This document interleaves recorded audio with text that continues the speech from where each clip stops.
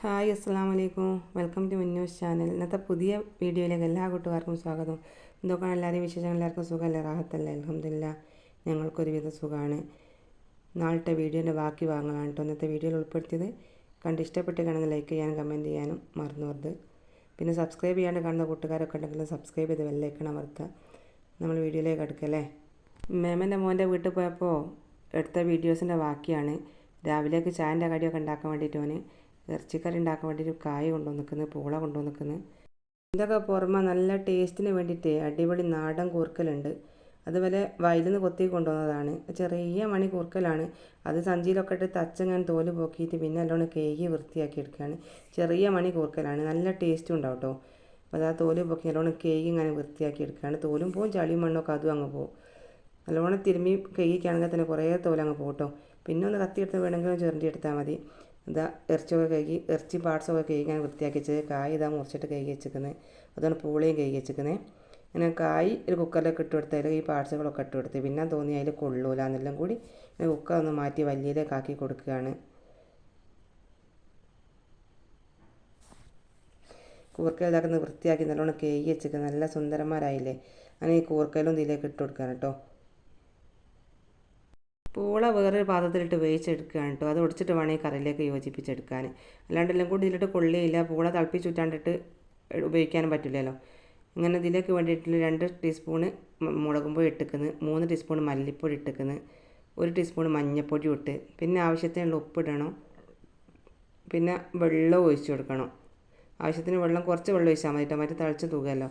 പിന്നെ ഇതിലേക്ക് വെളുത്തുള്ളി ഇഞ്ചിയും പിന്നെ കുറച്ച് ഒരു കായ് തക്കാളി ഇട്ടു. അതെല്ലാം കൂടി ഇട്ടിങ്ങാനാണ് വേവിച്ചെടുക്കുന്നത്. പൂളയിലേക്ക് ആവശ്യത്തിനുള്ള ഉപ്പ് ഇട്ട് കൊടുത്തിരിക്കുന്നത്. ഈ പച്ചമുളക്, വെളുത്തുള്ളി, ഇഞ്ചി, കറിവേപ്പില അതൊക്കെ ഞാൻ ഈ കുക്കറിലേക്ക് ഇട്ട് കൊടുക്കുകയാണ് കേട്ടോ. ഇങ്ങനെ ഇതൊന്ന് തളിച്ചിട്ട് നല്ലോണം മൂടി വെക്കും. എന്നിട്ട് 2-3 വിസിലടുപ്പിച്ച് വേവിച്ചെടുത്താൽ മതി.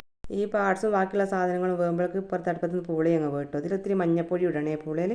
അല്ലാണ്ട് പിന്നെ നമ്മൾ കറിയിലിട്ട് വേവിക്കുകയാണെങ്കിൽ കുഴപ്പമില്ല. ഇത് കറിയിലേക്ക് ഇടാണ്ട് ഇത് വേറെ വേവിക്കാൻ കൊണ്ട് പൂള വെളുത്തുണ്ടെക്കുമല്ലോ. ഇങ്ങനെ തേങ്ങ അരക്കണം. അതിന് വേണ്ടി ഒരു തേങ്ങ എടുത്തിക്കുന്നത്. കുറച്ച് വലിയ ജീരകം ഉണ്ട്, ചെറിയുള്ളി ഉണ്ട്, പിന്നെ 2 ഏലക്കായും പട്ടയും പൂവ് കുറച്ച് മതി കേട്ടോ. അങ്ങനെ കറിയിലേക്ക് വേണ്ട തേങ്ങ അരച്ച് വെച്ചിരിക്കുന്നത്. ഇനി പൂള ഒടിച്ചിങ്ങാൻ കറിയിലേക്ക് ചേർക്കണം കേട്ടോ. കുക്കറിലെല്ലാം കൂടി കൊള്ളുമൊന്നുമില്ല. അതിനെക്കൂടി കുക്കറിൽ വേവിച്ച സാധനം വട്ടച്ചമ്പിലേക്ക് മാറ്റിയെടുക്കണം. ഇതിന് കൂട്ടാൻ വേണ്ടി അജ്മീൻ്റെ പുട്ടാണ് കേട്ടോ ചുടുന്നത്. അതൊരാൾ പുറത്തുനിന്ന് ചുടുന്നുണ്ട്. തോനെ ആളിനെ കൊണ്ട് ഓരോരുത്തർ പണിയെടുക്കുകയാണ്. അങ്ങനെ കുക്കറിൽ പാർട്സും ബാക്കിയുള്ള സാധനമൊക്കെ വെന്തിക്കുന്നത് വട്ടച്ചമ്പിലേക്ക് ഒഴിച്ച് കൊടുക്കുകയാണ്. ഇതിൽ ഇനി പൂള ഇട്ടിങ്ങാനൊന്ന് അടുപ്പത്ത് നിന്ന് വേവിച്ചെടുക്കണം കേട്ടോ. ഒന്ന് സെറ്റാക്കി എടുക്കണമല്ലോ. എല്ലാം കൂടി കൂട്ടി യോജിപ്പിച്ചെങ്കിലല്ലേ ടേസ്റ്റ് ഉണ്ടാവും. എന്നിട്ട് വേണം തേങ്ങ ചേർത്ത് കൊടുക്കാനും മല്ലിച്ചപ്പും കറിവേപ്പിലയൊക്കെ ഇട്ടിങ്ങാൻ കറി ഇറക്കിയെടുക്കാൻ കേട്ടോ. ഈ കൂർക്കലിട്ടിനെ കൊണ്ട് തന്നെ അടിപൊളി ടേസ്റ്റാണ്. പിന്നെ പാർട്സും ഇട്ടേക്കല്ലോ, അതിൻ്റെ ടേസ്റ്റും ഉണ്ടാകുമല്ലോ. ഇങ്ങനെ കൂർക്കലിട്ട് കറി ഉണ്ടാക്കാത്തതിലൊക്കെ ഒന്ന് പാർട്സൊക്കെ ഇട്ട് കൂർക്കലൊക്കെ ഇട്ട് കറി ഉണ്ടാക്കി വെക്കേണ്ട അടിപൊളി ടേസ്റ്റാണ്. പിന്നെ തേങ്ങ അരക്കുമ്പോൾ ഒത്തിരി ഏലക്കായും പട്ടയും പൂവൊക്കെ അതും ചേർക്കുക. അതും കിട്ടുകയാണെങ്കിൽ നാടൻ കൂർക്കൽ തന്നെ ചേർക്കണം കേട്ടോ. ഞങ്ങളുടെ നാട്ടിലൊക്കെ 60 ഉറുപ്പികയാണ് 1 കിലോ കൂർക്കലിന്. ഇങ്ങനെ തേങ്ങയോടെ ഈ കറിയിലേക്ക് ഒഴിച്ചു കൊടുക്കുകയാണ്. ഇങ്ങനെ തേങ്ങ ഇട്ട് നല്ലോണം തിളപ്പിച്ചെടുത്താൽ കറി സെറ്റായിട്ടോ. ഇതിലൊക്കെ ഞാൻ പറഞ്ഞില്ലേ മല്ലിച്ചപ്പും കറിവേപ്പിലയും ഇടുകയും വേണം. ഈ രാവിലത്തെ ചായ കുടിച്ച് കഴിഞ്ഞാൽ പിന്നെ ഞങ്ങൾ അടുത്തത് മേമൻ്റെ അവിടെ കട്ടോ പോവുക. പിന്നെ മേമൻ്റെ മോൻ്റെ പേര് ഷംസു എന്നാണ്, ഓളുടെ പേര് ഫൈബി എന്നാണ്. ഓൻ്റെ തറവാട്ടിലേക്കാണ് ഉച്ചക്കേക്ക് പോകുന്നത്. ഉച്ചക്കേക്ക് ഫുഡ് അവിടെ കഴിക്കുക എന്നിട്ടേ പോകാമെന്ന് പറഞ്ഞിട്ടുണ്ട്. എന്നെക്കൊണ്ട് ഉച്ചക്കത്തെ പരിപാടിയാടുന്നതാണ്. ഈ ചൂടോടൊക്കെ ഈ കറി വായൻ്റെ വെളുമ്പിയിട്ട് കഴിക്കാൻ നല്ല ടേസ്റ്റ് അല്ലേ. രാത്രിയിലത്തെ ബീഫ് മസാലയും ഉണ്ട് കേട്ടോ. ഇങ്ങനെ പുട്ടും ഇറച്ചിക്കറിയും ബീഫ് മസാലയും കൂടി കൂട്ടിങ്ങാൻ ചായ കുടിക്കുകയാണ് എല്ലാവരും കൂടി.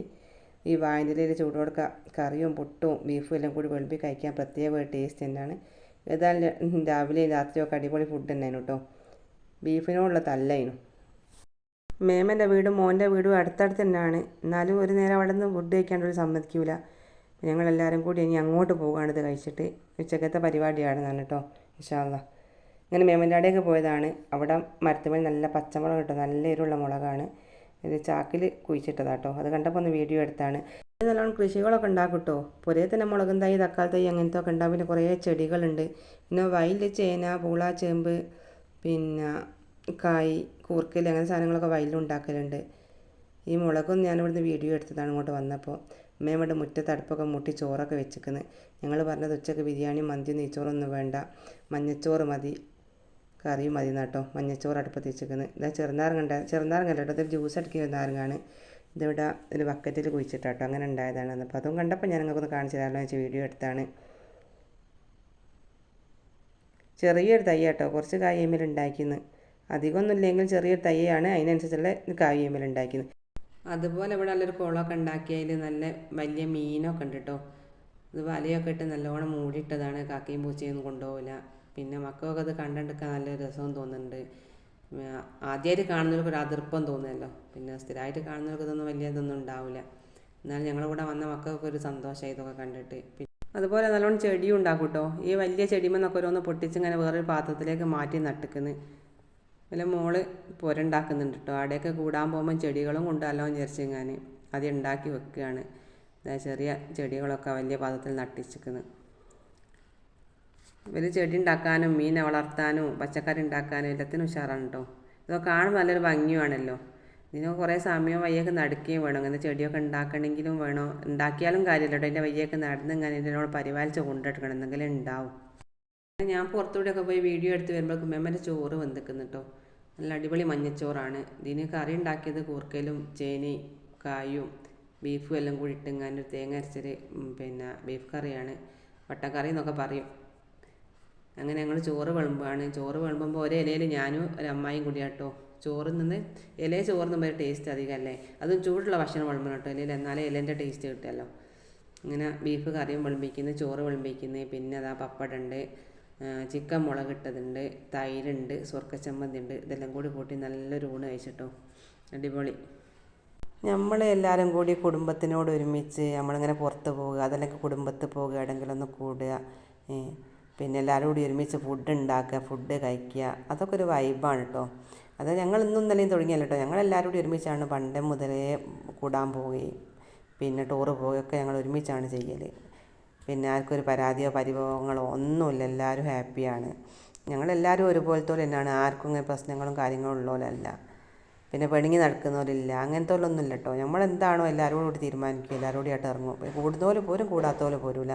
എല്ലാവർക്കും കൂടി കൂടുന്ന സമയം നോക്കിക്കുകയാണ് നമുക്ക് പോലെ നടക്കില്ല എന്ന് പറയും.